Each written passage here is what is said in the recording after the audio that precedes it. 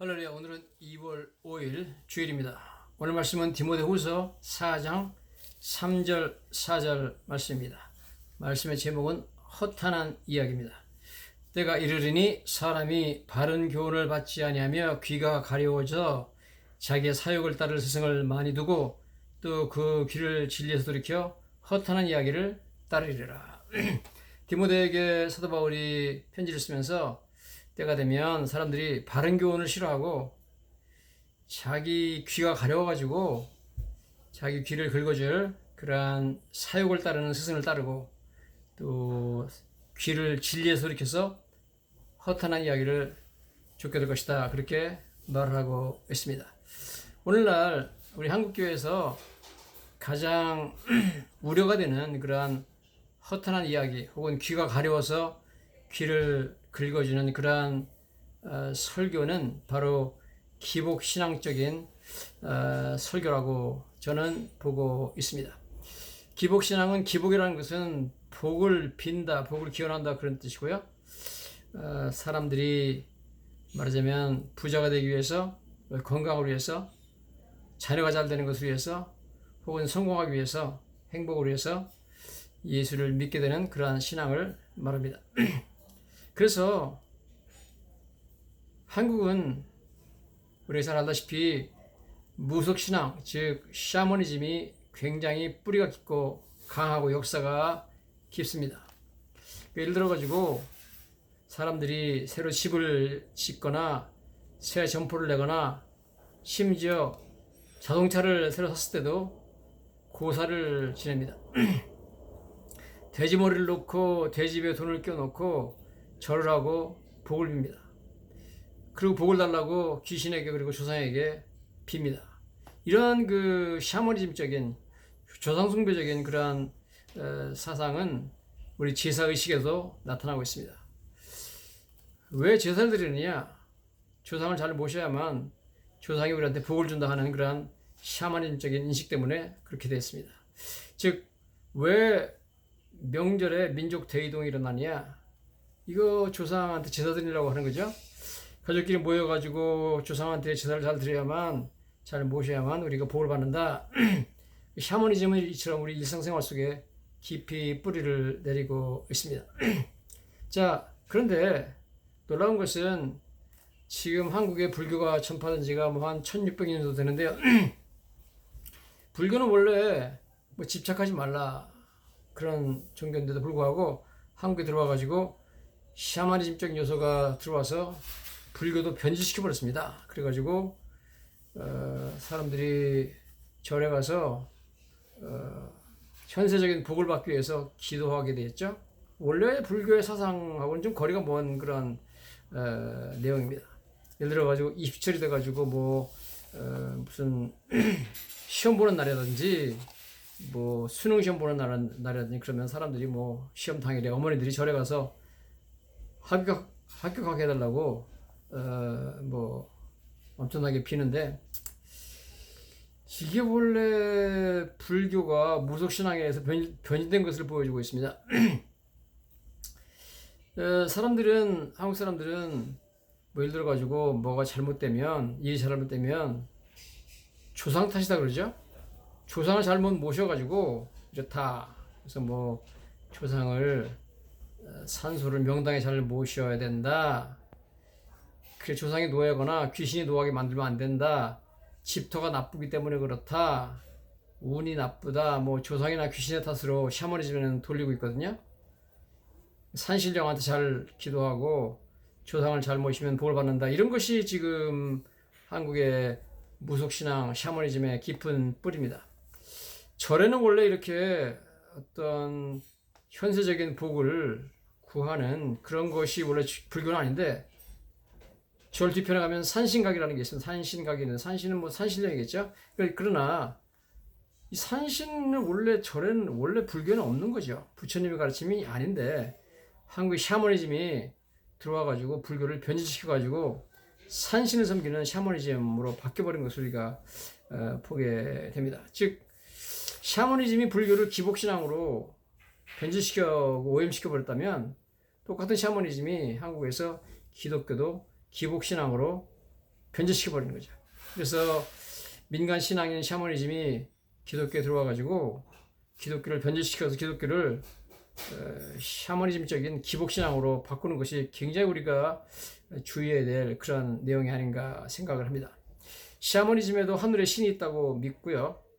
기독교의 천당과 지옥처럼 샤머니즘에도 천계와 지하계가 있습니다. 그러므로 기독교의 샤머니즘에서도 기도하면 이루어진다 하는 내용이 있기 때문에 비슷한 점이 많이 있어요. 샤머니즘과. 그래서 이런 유사점으로 말미암아 한국의 토독신앙이 한국교회에 깊이 들어오게 됐습니다. 그래서 샤머니즘이 한국교회 부흥에 도움이 된 것을 부인할 수는 없지만 샤머니즘은 동시에 한국의 기독교를 기복신앙으로 오염시켜 버렸습니다.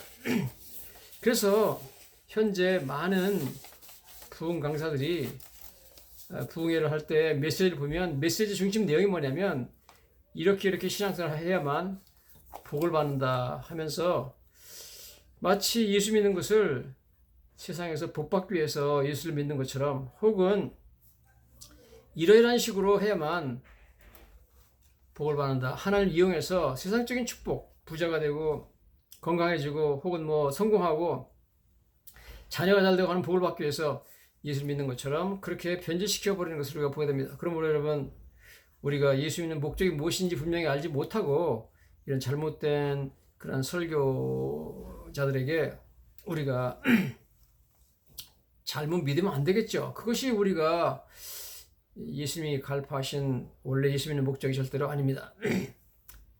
예수님은 오히려 부자가 천국에 들어가는 것은 낙타가 바늘귀에 들어가는 것보다 어렵다 말씀하신 말미암아 세상에서 돈을 많이 가지고 부자가 되는 것이 결코 축복이 아니다 하는 것을 말씀하고 있습니다. 돈이 많아서 재벌이 되면 신앙생활하기 힘들죠. 천국 가기 힘들다는 겁니다. 그러므로 예수 믿으면 고난이 없고 축복만 받게 되고 뭐 부자가 되고 건강하게 된다 그렇게 가르치는 것은 그것은 큰 잘못이다 이렇게 우리가 알 수가 있습니다. 부요라는 것은 돈이 많은 것은 오히려 저주일 수가 있습니다. 한국에 여러 재벌들이 있지만 재벌 회장 중에서 예수 잘 믿는 사람이 몇 명이 될까요? 저는 잘 모르겠습니다만 이처럼 정말 부자는 천국에 들어가기 힘들다 하는 생각을 안 할 수가 없습니다. 첫째는 그들이 돈이 많아가지고 너무 유혹이 많으니까 뭐 죄를 많이 짓게 되죠. 그 다음에 돈이 많고 재벌이 되면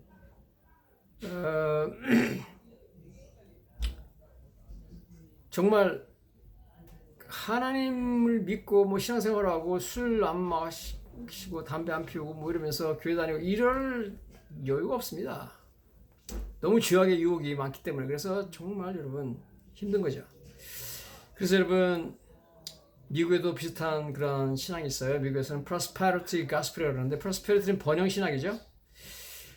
미국의 그 대표적인 그런 목회자들은 케네스 코플랜드, 조엘 오스틴, 베니 힌스, 폴라 화이트 이런 사람들이 미국의 번영 신학의 그런 지도자들입니다. 이 사람들은 말하기를 신도들이 자기 교회에 와서 혹은 자기 선교단체에 헌금을 많이 하면 부자가 되고 건강해지고 뭐 잘 된다 이렇게 번영한다 그래가지고 prosperity gospel이라고 합니다. 이것은 성경 가르침하고는 상당히 이배되는 내용이죠. 요한복음 16장 33절에 보면 예수님께서 말씀하시기를 세상에서는 너희가 환난을 당하나 담대하라 내가 세상을 이겨노라.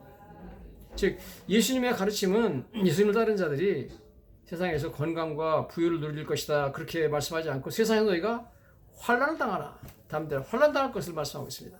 즉 예수님은 이 번영신학이나 한국의 기복신앙이 주장하는 것과는 정반대 얘기를 했습니다. 정반대 것을 약속하시죠. 세상에서는 너희가 환난을 당하나 담대하라 내가 세상을 이겨노라 했습니다. 바울도 루스라와 이고니온과 안디옥에 가서 설교하면서 이런 말합니다. 사도행전 14장 22절에 우리가 하나님 나라에 들어가려면 많은 환난을 겪어야 할 것이니라.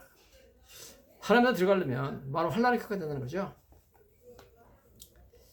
예수님께서 바울을 다메섹 도상에서 만난 이후에 아나니아라는 제자를 그에게 보내가지고 네가 이제 나를 잘 믿으면 뭐 건강하고 부자가 되고 뭐 성공한다 그렇게 메시지 전하지 않았습니다. 정반대 메시지 전하죠.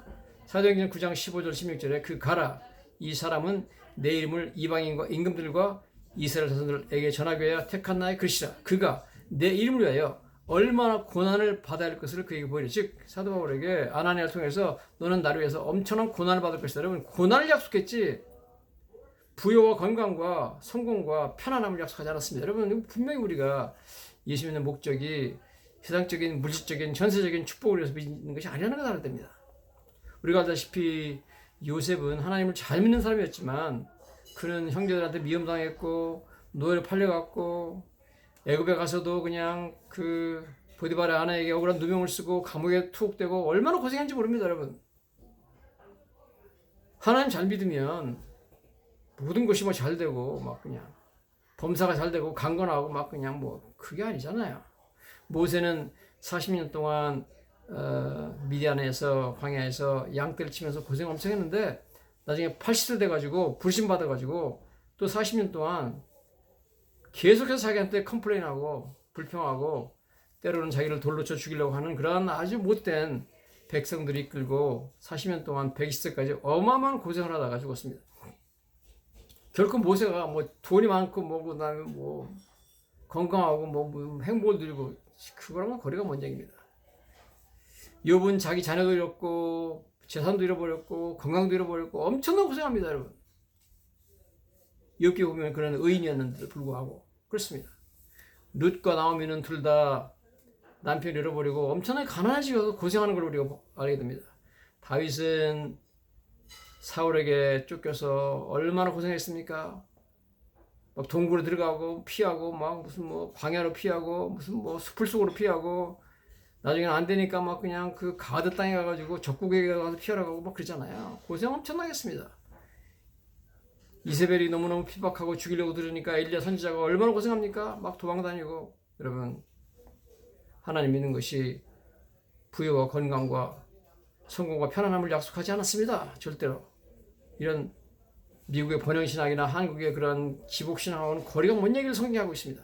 예레미야는 사람들한테 거부당했고 나중에는 진흙 구덩이에 던져서 죽을 뻔했습니다. 세례 요한은 헤로당 앞에서 목이 잘려가지고 목이 쟁반에 당겨서 파티하는 사람들 앞으로 나왔습니다. 비참하게 죽었습니다. 여러분, 예수 믿는다고 복을 받고 건강하고 장수하고 뭐 부자가 되고 거리가 먼 얘기입니다. 스데반은 돌에 맞아 순교했습니다. 바울은 체포당하고 가는 데마다 뭐 채찍으로 얻어맞고 투옥당하고 뭐 돌에 맞고 어마어마하게 고생했습니다. 예수님께서는 얻어맞고 조롱당하고 멸시당하고 십자가에 비참하게 돌아가셨습니다. 여러분, 그럼 우리가 이 현대의 많은 부흥 강사들이 전하는 이 소위 기복신앙적인 설교는 옳지가 않습니다. 여러분, 예수 잘 믿으면 하나님 복을 주셔가지고 건강하게 만들고 돈 많이 벌게 만들고 그 다음에 자녀가 잘 되게 만들고, 이거는 여러분 지금 복음하고는 거리가 먼 얘기를 하고 있습니다. 그러면 우리는 왜 예수를 믿느냐, 이 문제를 우리가 한번 봐야 되겠습니다. 내가 왜 예수를 믿느냐, 성경의 갈라디아서 2장 15절 16절에 그 목적이 나와 있습니다. 뭐라고 나왔냐면 우리는 본래 유대인이요 이방 죄인이 아니로되 사람이 의롭게 되는 것은 율법의 행위로 말미암음이 아니요 오직 예수 그리스도를 믿음으로 말미암은 줄 아는 거로 우리도 그리스도 예수를 믿나니 이는 우리가 행위로서가 아니고 그리스도를 믿음으로써 의롭다함을 얻으려 함이라. 여기 예수님 믿는 목적을 바울이 분명히 얘기하고 있죠. 왜 예수를 믿냐면 우리가 행위로서가 아니고 그리스도를 믿음으로 의롭다함을 얻기 위해서 예수를 믿는다. 우리도 그리스도 예수를 믿나니 이는 우리가 행위로서가 아니고 그리스도를 믿음으로써 의롭다함을 받게 얻으려 함이라. 즉 예수 믿는 목적은 사도 바울에 의하면 믿음으로 하나님으로부터 의롭다함을 받기 위한 것입니다. 믿음으로 의롭다함을 받기 위해서 예수 믿는 거예요. 여러분, 이 세상에서 뭐 건강하고 재물을 많이 받고 부자가 되고 행복하고 성공하기 위해서 믿는 건 아닙니다. 여러분. 즉 우리가 하나님께 나가서 하나님 내 병을 고쳐주세요, 얼마든지 기도할 수 있습니다. 사도 야고보서 말하죠. 너희 중에 병든 자가 있느냐, 교회 장로를 추천해가지고 기도하라. 의인의 기도는 역사하는 많으니라. 그래서 병 고침을 받기 위해서 기도하는 거 전혀 문제가 없습니다. 혹은 예수님께서 우리에게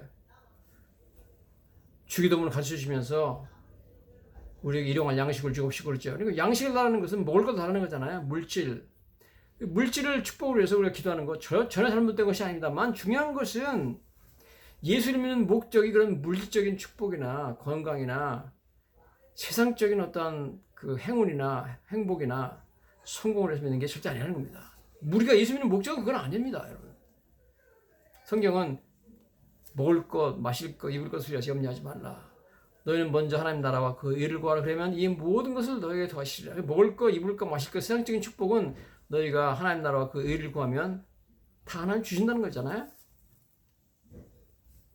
그것을 여러분 우리가 잘 알아야 됩니다. 그래서 예수님은 말씀하시기를 왜 예수를 믿느냐 목적에 대해서 하나님이 세상을 이처럼 사랑하사 독생자를 주셨으니 예수님이 오셨죠. 이는 저를 믿는 자마다 왜 믿느냐면 멸망치 않고 영생을 얻게 하십니다. 예수님은요 예수 믿는 목적을 멸망치 않고 지옥에서 영원히 형벌받는 멸망이 아니라 영생을 얻기 위해서 믿는다고 분명히 말씀하셨습니다. 뭐 사도 바울과 같은 얘기죠. 사도 바울이 믿음으로 의롭다함 받기 위해서 예수 믿는다. 그 얘기나 멸망치 않고 영생 받는다. 마찬가지 얘기입니다. 믿음으로 의롭게 되면 죄 용서 받는 것이고 멸망치 않고 영생하는 거기 때문에 그렇죠. 그 다음에 예수님의 죽으심의 목적에 대해 성경이 뭐라고 나와요? 예수님의 죽음의 목적도 십자가 죽으심의 목적도 우리가 믿음으로 의롭다함 얻기 위해서 죽으셨다고 말씀하고 있습니다. 갈라디아서 2장 21절에 내가 하나님의 은혜를 피하지 아니하노니 만일 의롭게 되는 것이 율법으로 말미암으면 그리스도께서 헛되이 죽으셨느니라. 예수님이 죽으신 것이 만약 율법으로 말미암아 우리가 의롭게 된다면 예수님 죽을 필요가 없다는 겁니다. 예수님이 죽으신 것은 의롭게 되는 길이 예수님의 죽으심을 통해서 그를 믿음으로 의롭게 되는 길밖에 없기 때문에 예수님이 죽으셨다는 거예요. 예수님이 죽으신 목적도 믿음으로 의롭게 하기 위해서 죽으셨다는 겁니다. 내가 하나님의 은혜를 피하지 아니하노니 만일 의롭게 되는 것이 율법으로 말미암으면 그리스도께서 헛되이 죽으셨느니라. 그리스도께서 죽으신 목적은 율법으로 못하는 것, 즉 믿음으로 의롭다함 받기 위해서 죽으셨다. 로마서 5장 9절에 그러면 이제 우리가 그의 피로 말미암아 의롭다 하심을 받았은즉, 즉 예수님의 피 죽으심으로 말미암아 우리가 의롭다함 받았다는 겁니다. 예수님 죽으심은 바로 우리 의롭다함을 위해서 죽으셨다는 거죠. 더욱 그로 말미암아 진노하심에서 구원을 받을 것이다. 그러므로 예수님을 믿으면 의롭다함 받고 하나님의 진노, 즉 멸망하지 않고 구원을 받는다는 거죠. 영생을 얻는다. 그런 말씀입니다. 즉 예수님을 믿는 목적도 믿음으로 의롭다 하심을 얻기 위해서 예수님의 죽으시는 목적도 믿는 자들이 믿음으로 의롭다함 받기 위해서 예수님이 주셨다. 그죠? 예수님의 죽으심의 목적지, 예수께서 피를 위해서 죽으신 목적은 우리가 믿음으로 의롭다함을 받게 하기 위해서 들어가셨다. 그의 피로, 그렇죠? 그의 피로 말미암아 우리가 그의 피로 말미암아 의롭게 하심을 받았다. 예수님의 죽으심 때문에 의롭다함 받기 위해서 예수님이 들어가셨다는 거죠. 자, 그럼 예수님 부활의 목적은 뭐냐? 성경에 놀랍게도 예수님 부활의 목적도 우리를 믿음으로 의롭다함 받기 위해서 부활하셨다고 나와 있습니다.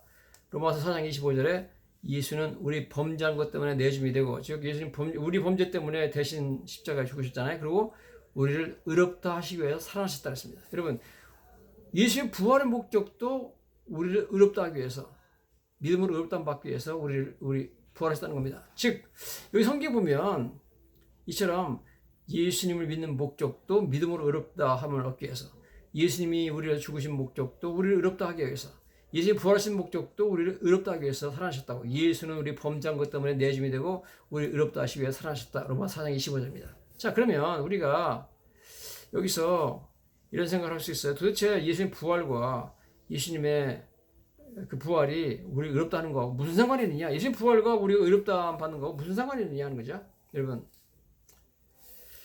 성경 보면 예수님께서 십자가에 들어가신 것은 화목제사를 드리는 화목제물이 되신 거라 말씀하고 있어요. 로마 3장 25절 26절입니다. 이 예수를 그의 피로써 믿음으로 말미암는 화목제물로 세우셨으니, 자, 예수님이 화목제물이 되고 제사의 제물이 됐어요. 그래서 십자가에 들어가셨거든요. 그럼 그 제사를 하나님이 받으셨느냐 안 받으시느냐, 그게 중요합니다. 옛날에 아벨과 가인이 제사를 드렸는데 아벨의 제사는 하나님이 받으시고 가인의 제사는 하나님이 받지 않으셨다. 그럼 아벨이 드린 제사를 하나님이 받으셨다는 증거가 뭐냐? 아벨의 제물 위에는 하나님이 하늘에서 불을 내려주시고 가인의 제물 위에는 하나님이 불을 내리지 않았어요. 즉 그러므로 불이 떨어지느냐 마느냐에 따라 가지고 제사를 하나님 받으시냐 안 받으시냐 하는 표현이 그 증거가 나오거든요. 그럼 예수님이 십자가에서 화목제물로 제사를 드렸습니다. 우리와 하나님 사이를 화목하게 하기 위해서 화목제물이죠. 그러면 그 제사를 하나님이 받으셨다 하는 증거가 뭐냐? 바로 예수님의 부활입니다. 이렇게 나와 있습니다. 보세요. 예수님이 로마서 3장 25절 26절 예수님이 그의 피로써 믿음으로 말미암은 화목제물, 믿음으로 말미암은 화목제물에 대해서 예수님이 돌아가셨는데 이는 하나님께서 길이 참으신 중에 전에 지은 죄를 간구하심으로 자기의 의로우심을 나타내려 하심이니 곧 이때 자기의 의로우심을 나타내서 자기도 의로우시며 또한 예수 믿는 자를 의롭다 하려 하심이라. 즉 예수님이 화목제물에 대해서 돌아가신 것은 믿음으로 말미암아 믿는 자를 의롭다, 예수 믿는 자를 의롭다 하기 위해서 돌아가셨다. 즉 예수님이 화목제물에 대해서 십자가에 돌아가신 목적은 화목제의 목적은 우리를 의롭다 하기 위해서라는 거죠. 즉 예수님이 그렇게 부활하셔서 화목제물을 드셔가지고 하시는데 부활하신 말미암아 화목제사를 하나님이 받으셨다는 그런 하나님의 강력한 표현을 하셨고요. 하나님이 그 제사를 받았기 때문에 드디어 예수님의 제사가 효력을 발생하게 되었고 그래서 그 제사를 말미암아 우리는 믿음으로 의롭다함을 얻게 되었다는 겁니다. 즉 예수님의 죽으심의 목적도 예수님의 부활하신 목적도 모두 다 믿음으로 의롭다 하기 위해서 예수님 믿는 목적도 예수님이 믿음으로 의롭다 하기 위해서. 그러므로 여러분 당연히 현대 모든 목사님들의 설교 주제도 복음으로 돌아가야 된다고 봅니다. 복음은 뭐냐면 복음 기쁜 소식은 뭐냐면 예수를 믿으면 멸망치 않고 영생을 한다는 것이고 예수를 믿으면 믿음으로 하나님께 의롭다함 받는 것이죠. 자, 이 주제에서 벗어나가지고 샤머니즘적인 설교를 해가지고 예수 믿으면 복 받는다 하면서 마치 하나님 이용해서 현세적인 복을 받으려고 하는 것처럼 이렇게 하면 복 받는다 저렇게 하면 복 받는다 이렇게 얘기하는 것은 상당히 복음에서 벗어난 잘못된 그런 설교가 아니다, 설교 아닌가 그렇게 우리가 생각을 하지 않을 수가 없습니다. 여러분 그래서 이렇게 의롭게 되는 것 이걸 성경에 칭의라고 하거든요. 하나님께서 우리를 의롭다 칭하시는 거예요. 칭의는 하나님의 법정으로 우리를 인도합니다. 칭의는 법정에서 재판장이 피고에게 의롭다고 선포하는 것이죠. 넌 죄가 없다 선포하는 것이죠. 천상의 법정에서 하나님께서 예수 믿는 우리에게 너는 내 아들 예수처럼 의롭다고 선언하는 것이죠. 칭의와 사죄는 차이가 있습니다. 사죄는 형벌을 면제하는 것이지만 칭의는 하나님 앞에 의로운 지위를 부여해주는 겁니다. 로마서 8장 33절에 누가 능히 하나님의 택하신 자들을 송사하려 의롭다 하시니는 하나님이시니 누가 정죄하려 그랬습니다. 하나님이 의롭다는데 누가 정죄하겠느냐. 즉 칭의 의롭다고 하나님이 우리한테 선언하는 것은 정죄의 반대입니다. 즉 어떤 사람이 죄인이 불려왔을 때 You're guilty, 정죄, 너는 죄인이다, 너는 죄가 있다 이렇게 하는 것이 바로 guilty 선언, 정죄하는 것이고요. You're not guilty, 너는 죄가 없다. 너는 내 아들 예수님처럼 아예 깨끗하다 선포하는 것이 바로 칭의죠. 자, 그러면 우리가 한 가지 알아야 되는 건 칭의를 선언받음으로 말미암아 우리가 의로운 성품이 돼서 하나님의 형상을 받아 정말 예수님처럼 우리 인격이 변한 것이냐? 그건 아닙니다. 칭의는 성화가 아닙니다. 성화는 예수님처럼 우리가 변하게 되는 것이죠. 성화는 일생 동안 계속되는 과정이죠. 칭의는 법적 선언이지 도덕적인 변화가 아닙니다. 내가 하나님 나를 칭의, 의롭다고 선포했다고 해서 내가 도덕적으로 변화된 게 아닙니다. 법적으로 그렇다는 거, 법적으로. 즉 우리 종교 개혁자들이 뭐라고 가르쳤냐면 의롭게 된 각각의 그리스도인들은 의인이면서 죄인이다 그랬습니다. 왜냐면 우리는 의인이면서 동시에 죄인이다. 즉 하나님 우리를 의롭다고 선하셨기 때문에 의인이죠. 즉 그리스도 의가 우리한테 전가된 것이지만 우리 속에 침투한 것은 아니다. 우리 내부가 변화돼가지고 개혁돼가지고 도덕적 변화가 일어나가지고 정말 의인이 된 건 아니라는 겁니다. 도덕적으로는 똑같은데 하나님이 법적으로 우리를 의롭다 선하는 그것이 바로 칭의죠. 외투를 입듯이 그리스도의 의를 우리가 입은 것이죠. 하나님께서 우리의 모든 죄를 예수님에게 전가시키셨고 예수님의 의로우심을 우리에게 전가시켜서 위대한 교환이 있었다는 거죠. Great Exchange라고 말하죠. 예수님께서 우리 대신 정죄를 당하셨기 때문에 예수님은 정죄를 당하시고 우린 칭의를 선물로 받았습니다. 하나님께서는 우리의 죄악을 우리가 받은 형벌을 예수님께 다 돌리셨습니다. 제임스 데니 목사님이 이렇게 말했습니다. 고린도후서 5장 21절에 하나님이 죄를 알지도 못하신 이로 우리를 대신하여 죄를 삼으신 것은 우리로 하여금 그 안에서 하나님의 의가 되게 하려 하시며, 즉 죄를 알지도 못한 예수님이 우리를 대신하여 죄가 되시고 우리는 그 예수님 때문에 하나님의 의가 됐다. 하나님처럼 의로운 사람으로 선언을 받았다. 선포를 받았다는 거죠. 이것은 정말 놀라운 선언이죠. 우리 같은 죄인이 어떻게 하나님처럼 의로운 사람으로 하나님께서 우리를 부르시느냐. 그게 칭입니다. justification이죠. 그래서 제임스 데니 목사님은 성경에서 가장 놀라운 선언이 이거다 그렇게 말하고 있습니다. 고린도후서 5장 21절이죠. 하나님께서 믿는 자들의 죄를 그들에게 돌리시기를 거절하시고 그 죄를 대신 그리스도에게 돌리셨습니다. 예수 그리스도의 무죄성이 그에게 우리 대신 우리의 죄를 담당할 수 있는 독특한 자격을 주셨습니다. 우리의 죄가 무죄한 그리스도에게 전가된 것입니다. 즉 예수님 돌아가신 것은 우리의 죄를 담당하시려고 돌아가신 거예요. 우리 죄는 다 예수님에게 담당시켜, 하나님이 우리 죄를 다 예수님이 담당하고 해서 예수님이 다 짊어지고 가셨습니다. 그러고 나서 예수님은 우리를 하나님이 의롭다, 너는 하나님처럼 의롭다고 선언해버렸습니다.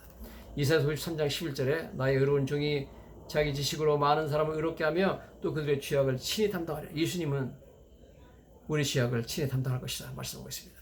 이사야 53장 6절입니다.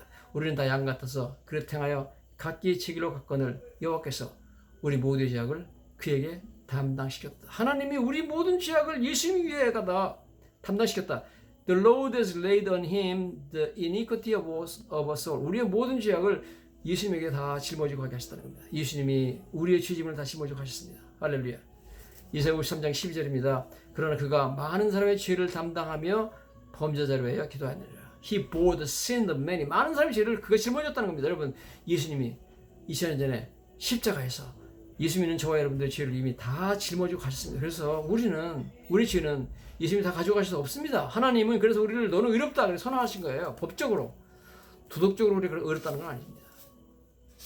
이런 의미에서 여러분, 분명하게 왜 예수를 믿는지 하는 목적을 이해하시고 올바른 믿음으로 신앙생활 하시는 저 여러분 되시기를 예수님 이름으로 간절히 축원합니다.